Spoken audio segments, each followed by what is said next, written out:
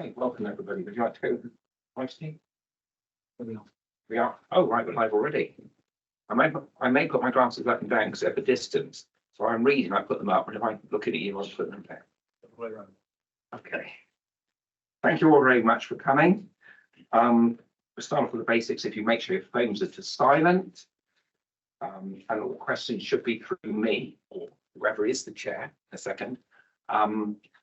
If you could do that and just, give other people a chance to speak, no interruptions, please. Thank you. Okay, we'll start off with the appointment of the chair of the subcommittee. So I'll ask for nominations. Thank you. That's good. Right, welcome everybody. I'd like us just to go around and introduce ourselves. My name is Simon Carswell. I'm a Somerset councillor at 4th Street. Good afternoon. I'm Hugh Davis. I'm a Somerset councillor for West Somerset. Good afternoon. My name is Simon Coles. I'm a councillor for Taunton East. Steve Taylor, committee manager. Nigel Osborne, legal advisor. Alan Weldon, one of Somerset Council's licensing leads. Kate Trunks, Somerset Council Assistant Licensing Officer. My name is Nick Sampron from the licensing guys, and we're representing the applicant today. Good afternoon. I'm Chris Regan from the licensing guys. I'll be representing the applicants before us today. Hi, my name is Rohit Julka and I'm the applicant. My name is Nipun Chawla. I'm the DPS. My name is Councillor Tim Mander and I'm representing Bridgewater Town Council. Thank you all very much. I was very impressed because I didn't tell you how to use the microphone, but you all seem to have the hang of it. Mr. Taylor briefed us before. Okay, thank you very much. Apologies for absence. Steve. Yes, Chair, we've got apologies from Councillor Mike Murphy, who's substituted by Councillor Simon Coles. Thank you very much. Any declarations of interest? No, Chair. Thank you very much. Okay, so we're going to go through the procedure, which I think has already been explained to you briefly. We'll hear from all parties in turn, and then there'll be chances after each party has spoken for members of the panel and anybody else to ask questions of them. And then at the end, there'll be a summing up by all parties, and then we'll retire to make a decision. Hopefully we can make a decision today. If we cannot, we will notify you within 5 working days. But if you want to wait around for the decision, we should have an idea today. Thank you very much. Okay, just as a procedural thing, minutes of the subcommittee from the previous hearing, you got those? Or from this hearing, Chair, it's basically for you and the other panel members to agree that you'll sign off, you as chair, that the subcommittee will sign off the minutes. Okay, in agreement. Thank you. Okay. Let's get going then. So we're here to consider an application for a new premises license for the Perfect Shop Limited, 13 High Street, Bridgewater, Somerset, following objections having been received. I'll ask the licensing officer to present the case. Thank you, Chair. Good afternoon, members. Good afternoon, everybody. The matter before the subcommittee today is a hearing to determine the application for a new premises licence application in accordance with the Licensing Act 2003, following a relevant objection from Bridgewater Town Council. Excuse me, sorry. If I can take you now by way of background really to point 20 on your agenda, page 13. On the 13th of January 24, a premises licence application was served on Somerset Council by way of the council's online application process by Mr. Julka, trading as Perfect Shop Limited. The application seeks authorisation, as you will see, for the following licensing activities to take place. Self-supply of alcohol from 0800 hours to 2300 hours daily off the premises only. I can refer you to a redacted copy of the application, which you'll find in Appendix A. An objection to the application from a premises licence has been received within the permitted time frame from Bridgewater Town Council, and you will see that at Appendix B. And other appendices include, are the set conditions that have been agreed with the police licensing officer and Mr. Jalka, which is at Appendix C. Plans of the premises are attached as Appendix E, and a map of the surrounding area to give you a vicinity idea really is Appendix E. There are no further background papers. The issue before the committee is that the subcommittee is required to determine the application in accordance with the Act and must resolve to do one of the following: to grant the application as applied for, to grant the application with attached conditions, to grant the application in part, to grant the application in part with attached conditions, or to refuse the application. As you will see from point 4, the subcommittee is to consider this application, and its duty is to determine the application with a view to promoting the licensing objectives, which of course are listed therein. The objection in this case refers to all 4 licensing objectives, and as you will see, there is nothing further to be added in terms really of the other points listed in the report. You'll also see, to refer you back to Appendix A, that does include, frog in my throat today, it's not a big time to get it, so I do apologise, it does include the operating schedule that the applicant put together at the time of the application in terms of offering up potential conditions. That concludes my report, unless of course there are any questions. Thank you. Sorry about that. Thank you, Alan. I'll ask our members of the subcommittee first if there's any questions for the licensing officer. Simon? Not at this stage, thank you, Chair. You? None. And I have none at this stage. Does anybody else have any questions of the licensing officer? All from us. Thank you very much. Right. We'll now move on to Mr. Mander of Bridgewater Town Council, who, on behalf of the Town Council, is raising an objection. Thank you, Chair. Okay, yeah. I just want to explain, I'm the chair of Bridgewater Town Council's Planning Committee. Slightly confusing, but we're actually charged with considering licence applications. And we considered this application, and the members unanimously voted on a cross-party basis to object to the application for a liquor licence to be granted on 13 High Street. For the following reasons, although we've already seen those reasons, if I could just go over them again quickly. Bridgewater Town Centre between Penall and Blake Statue, which is within which 13 High Street is based, has been identified by Avon and Somerset Constabulary as a hotspot for youth crime, whilst there remains an ongoing and persistent issue of antisocial behaviour linked to the increasing number of street drinkers in the area. It is the Town Council's view that granting a liquor licence to another town centre shop unit will lead to an increased amount of crime and disorder, and therefore endanger public safety as a direct result of the ready sale of alcohol. Having liquor readily available in a prime centre location, which I consider 13 High Street to be, on an off-licence basis, will encourage street drinkers to hang around the town centre and further increase tensions between gangs of young teenage children and the adult street drinkers that could lead to a greater degree of public nuisance. Both the police and town wardens have been working hard to diffuse tensions and tackle unruly behaviour that's actually unfortunately common around the town centre. Granting a licence to sell alcohol on an off-licence basis could undermine the hard work put in by the various agencies, particularly in respect to protecting children from harm.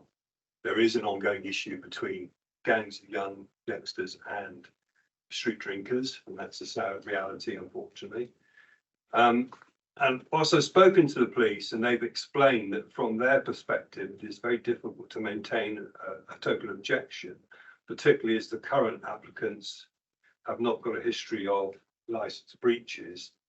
However, despite this, despite the police proposing numerous conditions, and we welcome those conditions, the Town Council's concern is that who will be available to monitor condition compliance around the clock. That's our concern. So as such, we considered it, in fact, we considered it a second time, and the committee strongly maintain their objection. Thank you very much, Mr. Mander. I'll come to the subcommittee first for questions of Mr. Mander, representing Bridgewater Town Council. Simon. Thank you, Chair. Mr. Munder, I understand why the town council are concerned about unruly behaviour. I think it's not an unreasonable, sorry, my apologies. I'm quite comfortable that it's not an unreasonable request from their point of view, because it is sadly a common factor in town centres. The police have suggested 24 conditions, which include not the sale of single items. So we're not talking about somebody being able to buy a single drink or a single can of beer or wine or whatever.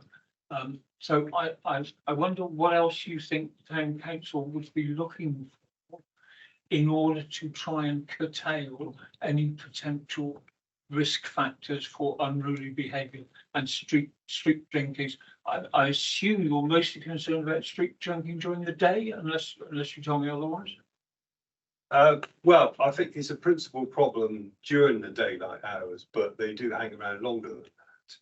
And one of the issues that the town council has is there's another shop on Eastover, which is on the other side of the river, where they stay open till the early hours, which means that alcohol is available almost 24/7. And our worry is that another location close by will just add to the problem. But the only thing I could potentially think of is having slightly reduced hours. And I see at the moment it's from 8 AM till 2300 hours, isn't it? Whether that can come back in a couple of hours, that's a possibility. But that's the only addition that I appreciate the number of conditions the police have imposed, but our concern is actually the policing of it afterwards. Okay, thank you, because the point you have already alluded to is that there is a further shop just a few yards away, which is open till the small hours of the morning. Well, it's not a few yards away. It's 250 yards, possibly. I'm not. So or I think roughly. I'm not going to get upset about much whether it's 235 or 261. But somewhere around 250 yards in my recollection. Yeah.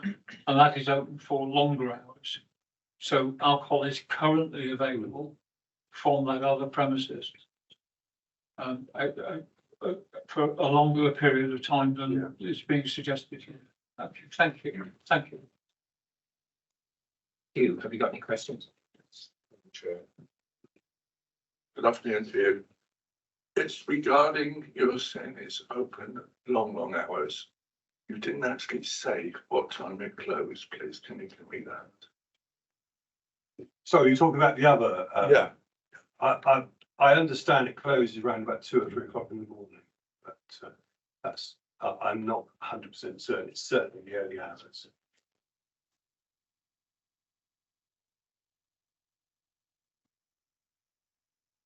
Okay, any more questions? No more questions for us for the town council. Have you any questions? No, thank you. No, I don't know if you guys can tell us what time just at the place closes. That'd be useful. Would that be useful for you, Chair? If you could clarify, it might I help. think it's 3 o'clock, and obviously these are the experts. Again, it's Put the microphones off. We don't like just a general discussion. Alan, can you elucidate or not? We can. We're looking for the copy of the license. Chair. Should only be a few minutes. Okay, so if we'll carry on, but if you can educate us on that in due course, Alan. Yes, sir. I might forget to ask you, so you might have to interrupt me and tell me. Anybody, gentlemen, do you have any questions for the Bridgewater Town Council? No, Alan.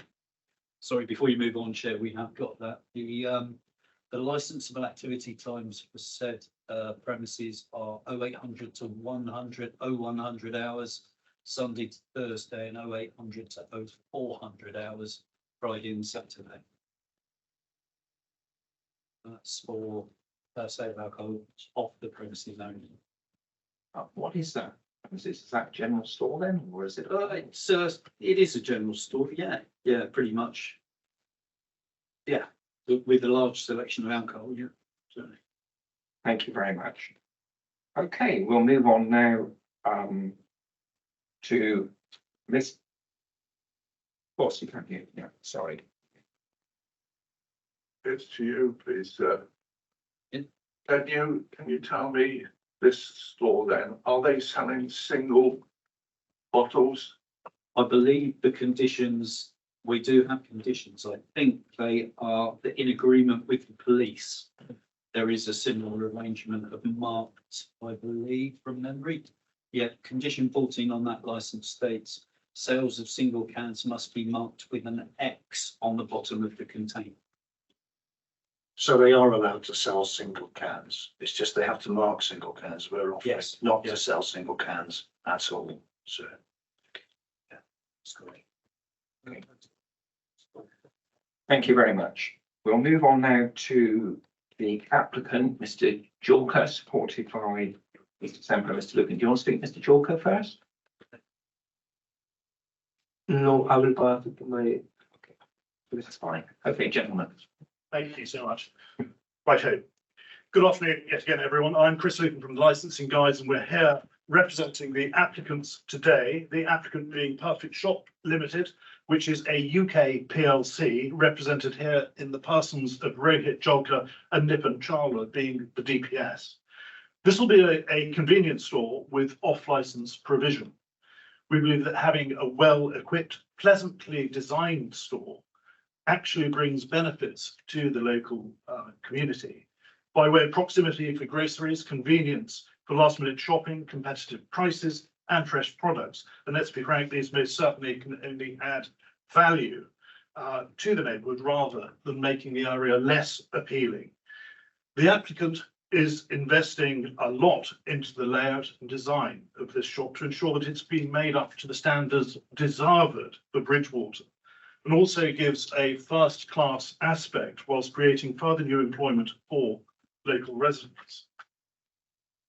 Rohit has 3 similar premises in Weston-super-Mare and several years' experience in trading convenience stores with off-licenses. In doing so, he and his businesses have never come to the attention whatsoever of any of the responsible authorities. We now appear before you with a new application offering what must be seen as a comprehensive raft of inbuilt safeguards, which I'll demonstrate offer the community the reassurance they rightly deserve. As you'll be aware, of course, every application must be judged on its own facts and merits. The significant merits of this application are that it is a quality application, correctly conditioned with specific, appropriate and proportionate measures, thus minimising any potential that any of the licensing objectives could be undermined. In this hearing, the burden is on the applicant to show that the proposed operation, supported by the proposed operating schedule, is capable of promoting the licensing objectives and will not undermine them. Any representatives opposing the application have the burden to show that these premises trading under the operating schedule before you will undermine the licensing objectives and, crucially, demonstrate that with evidence. In our submission, any subcommittee properly advised could only refuse this application if it's found on the evidence of the representatives to be not capable of promoting the licensing objectives. So you may ask yourselves, why do the representatives, aka objectors, need to produce evidence? And that answer is found in paragraph 9.43 of the section 180 guidance, which clearly states, and I quote, "The authority's determination should be evidence-based, justified as being appropriate for the promotion of the licensing objectives and proportionate to what it is intended to achieve." Significantly, there is not a shred of evidence before you today that challenges or criticises in any way the premises, the operating schedule, the applicant, or the designated premises supervisor whatsoever. There's also no history of disorder, noise complaints, or indeed any other cause for concern evidenced involving this shop, this applicant, or any of his other businesses before you, and that is a self-evident and undeniable fact. So let me walk you through who has, or rather in this case, actually rather who has not raised any representation or objection. The police, being the lead responsible authority and source of expert evidence on all crime and disorder and antisocial behaviour issues within Bridgwater, have been consulted and, alive to all the issues in Bridgwater, have come up with a comprehensive raft of further conditions, which we've been pleased to accept, as we thank them for their advice and leadership. Consequently, they make no further representation. The licensing authority, being the lead for all responsible authorities under licensing matters in the Sedgemoor area, has made no representation. Trading Standards and Children's Services, the responsible authorities who protect children from harm, Public Health, who deal with substance misuse, and the Planning and Highways Department and Environmental Health, being the experts on noise pollution and the lead agency, therefore, on public nuisance licensing objective in Bridgwater, all raise no objections. As demonstrated, this is an evidence-based decision-making process, and you as a committee cannot be insensible to the fact that not a solitary local resident, neighbour or community group raised any objection whatsoever, but most importantly, not one of the lead and expert responsible authorities has objected to this application or has presented any evidence against it. You can therefore rightly assume that, in the opinion of all the responsible authorities, this application does not undermine the licensing objectives. Otherwise, they would be here in person with evidence to argue vehemently against it, as is their statutory duty. We're left then with the objections from the Town Council. This, no doubt, comes with good intent. However, we need to think hard about what they're telling us.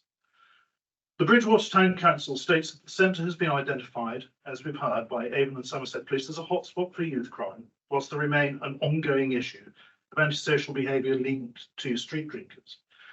The Town Council then speculates that granting a further licence to another town centre shop will lead to an increased amount of crime and disorder and encourage street drinkers to hang around the town, and gangs of youths, teenage children, I think you mentioned, and the adult street drinkers coming into confrontation.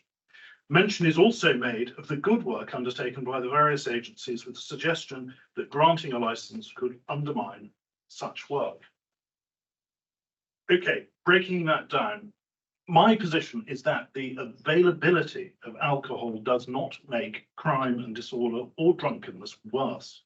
The availability changes nothing. It's affordability and available spend of the perpetrators that changes all. With respect, it really doesn't matter how many outlets there are for antisocial drinkers to buy alcohol. Once that money is spent, that's the end of it. There are other outlets where people can access alcohol down there already, and in my submission, the news that this shop has been granted a premises licence will not cause dozens more misbehaving drink-dependent people to suddenly descend upon this locality. There may have been historic issues, and I'm sorry to hear that, but that has nothing to do with us or this applicant, as he sold no alcohol to anyone, let alone any misbehaving street drinkers in the area. Furthermore, he will not. He doesn't at his other outlets, and he has no intention of starting now, as to do so ruins the ambience and reputation of his premises. And the fact that the shop is now occupied rather than void will add a deterrent factor due to public presence. I've also got this to say, paragraph 2.1 of the section 182 guidance makes it absolutely clear that the police are the main source of advice to the licensing authority on crime and disorder. The police, as we have heard, take no issue with this application whatsoever, and with respect, it's not for others to stand in the shoes of the police. Can I also remind us all of paragraph 2.26 of the section 182 guidance, where it clearly states that beyond the immediate area surrounding the premises, these are matters for the personal responsibility of the individual under law. An individual who engages in the ASB is accountable in their own right. This is reinforced by your own statement of licensing policy at page 1.59, where it states, once people are beyond the control of the individual, the club or business holding the relevant authorization, licensing law is not the primary mechanism for the general control of nuisance and antisocial behaviour. Therefore, what happens away from the shop is not necessarily Rohit's responsibility unless he goes on to sell alcohol irresponsibly, to children or drunks. Now, all of our staff will be regularly trained with regards to selling alcohol responsibly under RAR1, Responsible Alcohol in Retail Level 1. This is in addition to the comprehensive raft of 24 effective conditions agreed with the police in the bundle before you, including no more than 25% of the sales area may be used at any one time for sale, exposure for sale, or display of alcohol. The premises licence holder must ensure that any customers attempting to purchase alcohol for consumption within the town centre of Bridgwater will be refused service and their details entered in the refusal register, that there must be no sales of single cans of beer, cider, lager or spirit mixtures at any time, no super strength beer, lagers, ciders or spirit measures of over 6.5% ABV, alcohol by volume, or above will be sold from the premises, and should an unlikely problem arise, and as the final safeguard in any street drinkers wish list, cider with an ABV of 7.5% and above must not be sold at the premises in plastic bottles of 2 litre capacity or more. No person may be permitted to leave the premises with open containers of alcohol, and lastly, all items over 0.5% ABV offered for sale will be price labelled in such a manner as to indicate clearly that the premises is the vendor, thereby allowing you and all responsible authorities the ability to track and trace easily and take enforcement action under Section 51. It's for these reasons that the responsible authorities do not object to this licence and indeed wish to work with this outlet as a beacon and an exemplar of good practice in partnership working rather than a blanket ban on new applications. If the Town Council do indeed want to restrict any new applications in Bridgwater Town Centre, then the only lawful way they can do that is provided by Section 5A of the Licensing Act 2003 through the imposition of a cumulative impact assessment. There are none presently in Bridgwater and therefore no such restrictions apply. I lastly deal with the argument that there are other outlets already licensed in that locality and therefore no need for another. In this regard, paragraph 14.19, section 182 guidance deals with the fact that of need, in this case, no need for another, is not a matter for the licensing authority in discharging its licensing functions. It's therefore an irrelevant consideration. Let me now talk about fear and speculation. The representatives speculate that were you to grant this license, then they fear that further problems might ensue. There are two reasons why fear and speculation are not admissible in these proceedings. Para 9.43 of the Section 182 guidance clearly states, and I quote, the authority's determination should be evidence-based. Fear and speculation on what might or might not happen in the future, or as a consequence of any decision, is plainly not evidence. Secondly, there was a ruling in the case of Thwaites against Wirral Borough Magistrates Court, the High Court, QED, on the 6th of May 2008. And that judgment indicates that your decision-making should be actuated by, again, I quote, proper and real evidence. There is no history of problems with these premises, nothing before you from the responsible authorities, as the potential for any such issue is more than properly addressed in the proposed conditions. Fear and speculation on what might occur is not evidence. In any event, Parliament has clearly provided a mechanism to deal with any future problems emanating from licence activities at these or indeed any other premises, that being the premises licence review provided to you under Section 51 of the Licensing Act 2003. Were you to grant this licence and problems ensue, then the mechanism to control them is self-evidently provided through the aforementioned Section 51 review process. I'll rest now with your permission. I'll deal with any further questions or queries in summary, but ask you to look favourably upon this modest and well-conditioned application. Thank you. And Mr. Semper, that was it.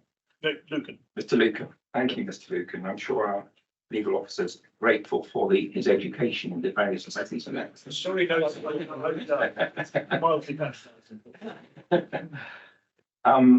Right, we'll move to questions from the panel. We'll go to Hugh first. Hugh, any questions? Chair, if I let my colleague speak first, because we were looking at the same matter, and I can follow up if he misses out something. Fine. Okay, thank you, Chair. I just want to bottom out the question that the applicant has 3 premises in Weston-super-Mare, and this is their first foray out as an organisation outside of Weston-super-Mare. That's the case. So I understand that Weston-super-Mare is quite well covered because the gentleman lives there and their first 3 premises are there. There is a disconnect between Weston-super-Mare and Bridgewater. So my concern, and where I need some comfort, is that when the shop is being run, not because you're not going to be there 16 hours a day, you're not going to be there that time, and you will have staff there. I noticed the conditions are after 6 o'clock, there must be 2 staff members, and the DPS, the premises supervisor, must be available. Now, that's quite an onerous spot for the DPS to be in if he is also the DPS for 3 sites in Weston-super-Mare and this one in Bridgewater, with the difference in terms of travel time, etc. So I'd like to hear about how you will deal with potential problems that your staff may have had training in, but may not have had much experience of, being the difference between the 2. Can I come in on that one first? If you wish. Yes, that's really good. Really good. Rohit is the lead for the Weston-super-Mare shops. This one will be Nippon's shop, where he will be the DPS. Okay. Okay, so as concerns how their staff will deal with it, much as they deal with all the other 3 shops they run, and I'm sure you'd like to hear from them now rather than their reps. I would like to hear from them, yes. Yeah, just Thank if you go. Yeah. Go ahead. So, gentlemen. So basically, mine and Nippon's wife also cleared the exam to be a DPS. So initially, like first 2 or 3 weeks, I gonna be here and the Nippon gonna be here as well. And then within 2 or 3 weeks, they're gonna get the license as well, and they will be work here. We already arranged accommodation for them in a Bridgewater, so they're gonna look after too. Okay, thank you. That's very helpful. So we now understand that there will be local representation available throughout the trading hours. And there will be, as per the conditions, two members of staff on site working from 6 o'clock, from 1800 to 2300. There will always be 2 members of staff there. Yeah. Okay, that's very encouraging, and I think that's allays a number of fears that people might have had. Thank you. So, and you have got the 2 of you was DPS, and I think it's your wife. Yeah, your colleagues there will also be a DPS. So we will have them cover for the vast majority of the day through one of those 3 responsible people. Yes. I think now, I don't expect all of you to work 24 hours a day, but I'm interested in making sure that there is cover, reasonable cover at a reasonable time, so that people, because you're going to be living in Bridgewater, it's much easier to come and deal with something rather than having to come from Weston-super-Mare. It's not a criticism, it's just a fact of life. If you're in Weston-super-Mare, it's a few minutes travel to get in Bridgewater. So as you know, we are growing as well, so we will be keep training on the place as well. After that, our staff, and then they all gonna go and become a DPS. They all gonna get the training. So Okay, well, that's very good. I'm very keen to see more staff trained, because the better you train the staff, the better the job they do, and the better the premises become, because they're well policed and well run. So that's encouraging. That's all for the moment. Thank you. Thank you, Simon. Hugh. That's, I agree with my colleague here. Thank you for what he's put over. Can I just ask you, when will your wife be a DP? She already have done her premises license exam, and she's just going to apply and get the license. She already passed the exam. She's gonna be in the process. Once she got the license, she'll be transferred to BRTPs for this place. The other question to you, who does your training? Do you bring, oh, some hands shot up, you know, the power base is before you. Thank you. Licensing. Thank you. Just to clarify then, Mr. Lucan and Mr. Semper's firm organise the training on behalf of the applicant. There are other training providers. Chair, say, Yes, you. gentlemen, I'd rather that you declared an interest that you've done that as well. Do you want me to come back on that? It's a good shout. What we do is we have a deal, for want of a better word, with Highfields. Highfields is the awarding body, government awarding body.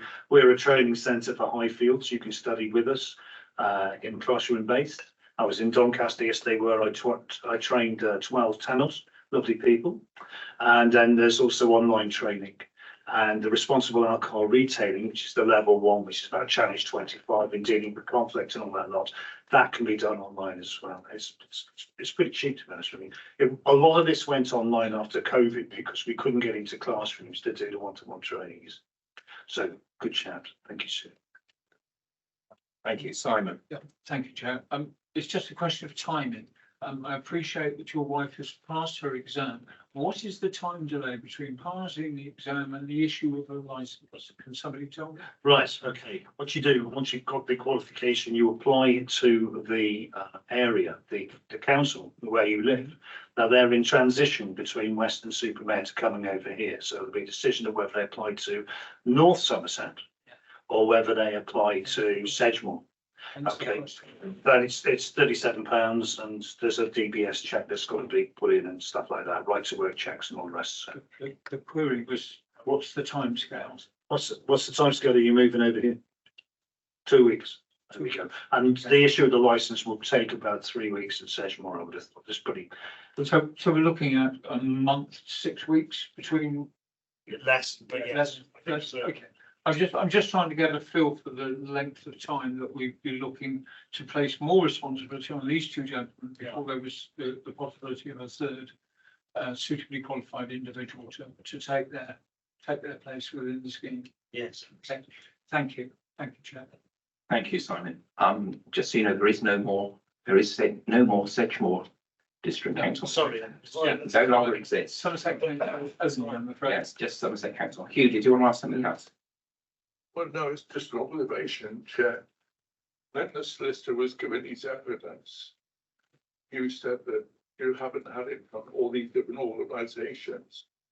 And then you came up long last with the town council. Don't you realise that the town council is made out of many people from different walks of life? And I didn't feel comfortable the way you put that over because you're really, I think, not taking much notice of what the town council is saying. They're all individuals. So absolutely, I appreciate the gravitas of that position and the fact that the representation is from a broad field. And I apologise if it came over in that manner, but take as read that we most certainly have taken good notice and we've conditioned this application in order to put in those appropriate safeguards to cross and cover those bases, while certainly not to ignore any of them. So thanks, sir. I do take that point. Any more questions from the subcommittee? Sorry. Thank you, Chair. Yes, I just wanted to, it's on the conditions. Just turned it off, actually. Oh, sorry, on the conditions, and the sale of, I got confused. I'm perfectly happy to admit it. I got confused when they were talking about no super strength beers, lagers, ciders or spirit mixtures of 6.5 ABV, and then we had cider with an ABV of 7.5% and above. Must not be sold on premises in plastic bottles of 2 litres capacity or more. That doesn't make sense as a sentence to me. If we are saying it can only be sold in 2 litre bottles or above in terms of volume, that makes much more sense, because 7.5% in less than is a more approachable packaging than a 2 litre plus size. You're absolutely right. So that's a police requested condition. What they're trying to do is stop street drinkers clubbing together, buying a single bottle of plastic bottle, and then sharing it in the public space. And you know, you're absolutely right. But that's the terminology chosen by the police, and we were pleased to agree it, because we know exactly what Nicola is trying to achieve with that. Okay, thank Well, you. it's what I was equally uncomfortable with the grammar use there, but yeah, that is why it was verbatim. Okay, and saying on the same subject, we also have a condition that says that it will only be multi-packs that are sold. So that, in other words, you can't sell a single can. Unlike the other premises, which is not, we're not looking at now, but unlike that, which sells with an X on the bottom, single items, these would have to be in packs of 4, I'm guessing. As Yeah, the norm. there's a reason for that. Yeah. When you have a public spaces protection order, as your legal advisor will tell you, whatever, your community enforcement officers and police have the ability to go and seize alcohol from people within a no drink area. Therefore, your seasoned street drinker will buy 1 can at a time. So if they are intercepted by a police officer or a CEO, then they lose that. And that's like dentists, they take 1 out at a time from the shop. Okay. If they're caught with a pack of 4, boom, they've lost their afternoon's entertainment. So that is another strong safeguard to keep street drinkers out of these premises. Yes, but it doesn't stop street drinkers getting together and providing enough money to buy a pack of 4.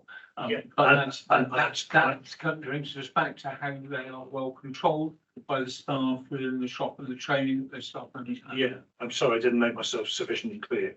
They club together and buy 4. Okay, sports club together and buy 4. But along comes the CEO, he takes all 4. Or the civil enforcement officer or the police officer, they lose all 4.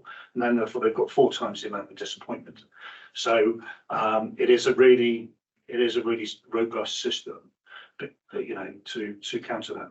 Key to that, though, is the training of the staff and how well trained the staff are, and how easy they find it to refuse an individual or group of individuals the sale of a pack of 4 cans. So we go back to the training and the ability for the staff, the confidence that the staff have from their training to refuse, and then make a note of it in the book as required under the conditions. Yes. Thank you. Just can I clarify one thing? The licensed hours applied for are 8 AM to 11 PM. The actual premises, what hours will they be open? Will they be open for longer hours than that, or just the same as the alcohol? Just the same, sir, 8 to 11. Okay, thank you very much. If the panel's finished for now, I'll move on to our legal officer. 2 questions. One quite simple. Are the premises open, and if not, when will they be open? No, they're not open. No, they're not open, but then you finished. We've inspected them this afternoon as well. Okay, and the other question was, when we were talking about DPS and etc., is it the intention of the applicant that there will always be a premises license holder on site? And if the answer to that is yes, do you have any view on if that was conditioned? Well, look, there's only 3 people in charge of licensing in this room, and if that's what you want, that's what you want. We went entirely with the conditions the police wanted, because they are the experts. As it happens, in crime disorder, the lead agency, as it happens, through the back door, for want of a better word, you're probably going to have to be a DPS. You need to have a premises license, a personal license anyway, and all 3 of them are going to have personal licenses. I just want to revisit something really good that Councillor Cole said about having confidence to say no. The Weston-super-Mare is a town, has its own challenges, as does Bridgewater. These guys, the men that sit in front of you here, are both SIA door supervisor registered. Not that they need to the supervisors in Bridgewater with this kind of operation for these conditions, but they have the confidence to say no. That's the point. Thank you. Thank you. If I may come back on that. Yes, these individuals have the ability to say no. The point I was making was about their staff. Yeah. Where we have 2 members of staff on duty from 6 o'clock in the evening till close of play at 2300.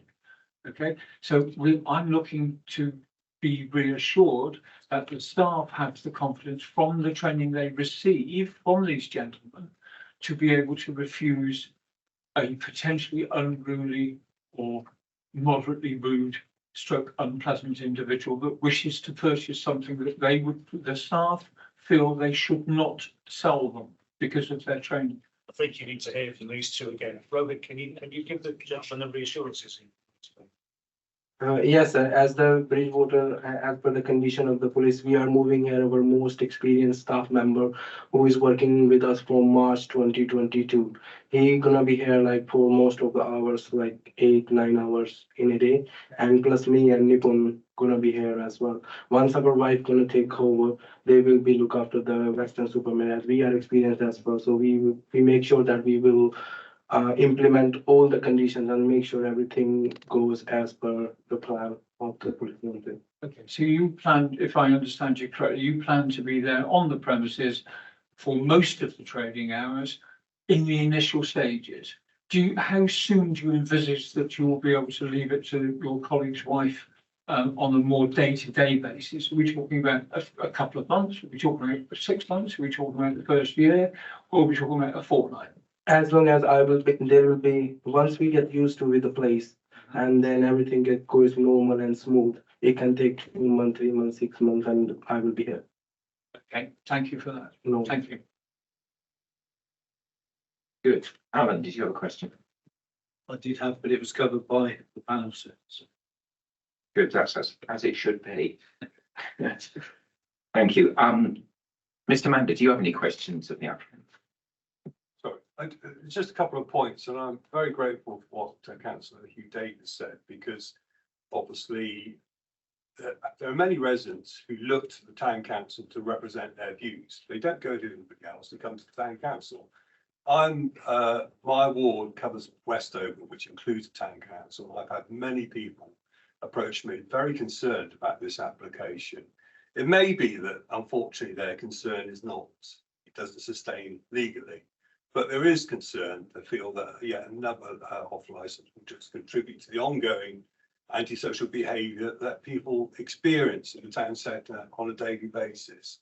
So I like to say that, you know, we are here to represent people. It may be they haven't gone to other organisations, but they certainly come to us. The other issue as well is about when the reference was made to the police not taking an issue. Well, I think the police have taken an issue because of the number of conditions applied. It does to me suggest they are very concerned about what the effect may be. And obviously we will look, if you deem to consent this application, we will be looking to the police and town wardens to ensure that these conditions are complied with fully. Did you have a specific question as well to the applicant, Mr. Mander, or just? Is that it? I've been very impressed with the number of questions that have come from the panel, which I think has covered a lot of issues. Thank you. Most of them not from me, but so of course they've covered. Okay, as long as there's no more questions, we're going to now move to the summing up. Mr. Mander, if you wanted to sum up, then we'll have the applicant and then we'll have the licensing officer. I don't think I can add a lot more to what I said previously, other than the fact that clearly the granted consent for another off licence in town centre is a major concern, not only to the town council, but to many residents who live in the town. I accept that the police have tried, you know, by imposing so many conditions, trying to sort of offset any potential problems. But as I said, if you do agree, if you do consent to this application, we will be looking to those authorities to ensure that the conditions are fully complied with on a daily basis. Thank you for your time. Thank you, Mr. Member. Now move on to the applicant, just to sum up. Mr. Lucan. Thanks, sir. So this hearing is simply about whether this shop operating these hours in accordance with this operating schedule, including the comprehensive raft of conditions, will undermine or promote the licensing objectives. Very clearly, our position is that it will not undermine them. All the responsible authorities raise no issues with its substance, content, and additional independent safeguards. We've established that there are no recorded history or indelible evidence of noise nuisance, pollution, safety, ASB, drugs, crime or disorder issues within the operation of these premises, or indeed within any others that cause concern, evidence involving this shop or this applicant or any other business owned or run by him before, and that is an undeniable and self-evident fact. Consequently, I respectfully request that you do indeed grant this application for the premises licence as sought, supported by the comprehensive raft of effective conditions and any others you may deem appropriate and proportionate. And in doing so, you wish Rohit and Nippon every ongoing success in going forward with this new and welcoming convenience. Thank you very much. Alan. Thank you, Chair. Just a reminder really for the subcommittee issue before you is clearly whether the application as originally submitted sufficiently promotes the licensing objectives, whether the promotion of the licensing objectives requires the application to be granted subject to conditions, and you have the operating schedule from the application plus the submitted police considers conditions to consider should you wish to grant on that basis, or whether the application requires it to be rejected because the objectives cannot be promoted by the imposition of conditions. And just a reminder, as we said earlier, based on the objectives, there are the options before you to grant as applied for, to grant with attached conditions, to grant in part with attached conditions, or to refuse the application. And that's all I've got to say at the moment. Thanks. Thank you very much. Before we retire, I'd like to ask one further question. Your ties, are they connected? Yes, we used to be in the same regiment together, very long time, many years ago. Right, thank you. Okay, we'll now retire to make our decision in private with just the legal officer and the clerk. As I said, you are welcome to stay to our wait our decision. I think we probably will come to a decision today. I'm not going to say by 11 o'clock tonight, hopefully fairly soon, and then we'll come out to that. Thank you very much for your time, everyone.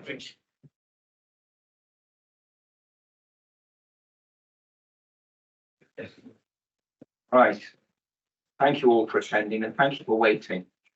Thankfully, the wait hasn't been too long for you.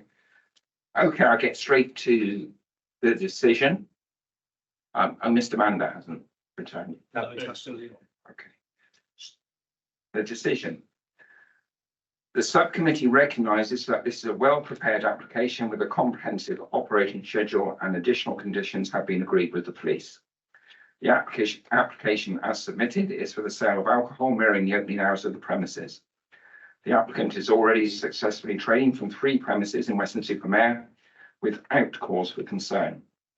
The objection of the Town Council is driven by the significant number of premises already licensed to sell alcohol in the vicinity. The Council's licensing policy states that shops, stores and supermarkets should generally be permitted to sell alcohol off the premises during the normal hours they intend to open. As a new application, this premises is not a focus of disorder and disturbance, and the Council does not have a cumulative impact policy to limit further premises. The objection concentrates mostly on antisocial behaviour that already exists within the town centre and is speculative as far as premises are concerned, they having not been previously licensed.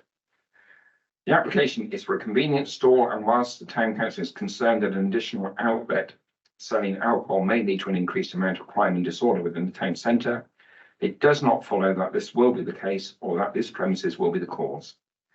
The applicant cannot be held responsible for antisocial activities outside of their premises, and not directly attributable to the management of those premises. The government's guidance makes clear that beyond the immediate area surrounding the premises, these are matters for the personal responsibility of individuals under the law. The subcommittee fully understands the concerns of and supports the Town Council in its endeavours to rid the town centre of antisocial behaviour, especially alcohol-related unruly behaviour. However, it has to be recognised that the police, as the primary agents of enforcing crime and disorder and public nuisance, objectives have chosen not to object to the application, but recommend some 24 conditions that could be added to any licence. In addition, there is no evidence before the subcommittee that suggests that this application cannot or will not promote the licensing objectives once supported by those conditions agreed with the police. Therefore, it is the decision of the panel that a new premises licence be granted to Mr. Rohit Julka for the premises at 13 High Street, Bridgewater, Somerset, on the terms requested, subject to provisions of the operating schedule and the conditions agreed with the Avon and Somerset Police. A full written decision will be sent out to you within 5 working days, and you may object. I don't think it will be within 21 working days. I think it is to the magistrate's court. Thank you very much indeed for attending, and thank you for your time.